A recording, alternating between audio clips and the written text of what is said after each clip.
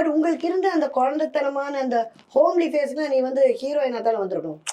Correct தான். ஆ, correct தான். ஆனா அந்த டான்ஸ் homeliness, மேலேயும் அந்த ஒரு குறும்புத்தனம், அந்த cuteness. அதெல்லாம் இருந்தது. எனக்கு டான்ஸ் மேல கொஞ்சம் நிறைய இது இருந்தது. ஏன்னா அம்மா வந்து ஷூட்டிங் போகும்போது அந்த ட்ரெஸ் எல்லாம் அந்த மாதிரி ட்ரெஸ் தானே போட்டு போவாங்க, டான்ஸ் சம்பந்தமான ஆமா. ட்ரெஸ். அது பார்த்து பார்த்து வளர்ந்ததுனால டான்ஸ் மேல ஒரு இது ஓகே. ரொம்ப பேஷன் அதிகம். ம். ஸோ அதனால டான்ஸ் மேல அந்த இருந்தது. காலத்து ஒரு கனவு கண்ணி உங்க மம்மி ஆமா, ஜோதி லட்சுமி அவர்கள்னா எல்லாருக்குமே அப்படி ஒரு கண்டிப்பா. பேஷன். பிடிக்காதவங்க யாரும். அவங்களுக்காகவே படம் போய் பார்ப்பாங்க. ஆமா அந்த அந்த பாட்டு வரைக்கும் பார்த்துருக்கோம். நிறைய பேர் எந்திரிச்சு வந்திருக்க அளவு இருக்கு. ஆமா, அதுக்கும் நேராக்கும் உங்க அம்மாவை நான் பார்த்திருக்கேன்.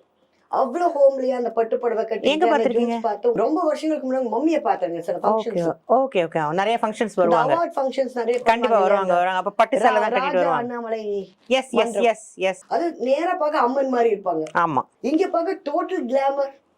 அது கிளாமரா பாக்குறவங்க எல்லாம் இப்படி இருக்கு. ரியல் லைஃப்ல இப்படி இருக்க மாட்டாங்கல்ல.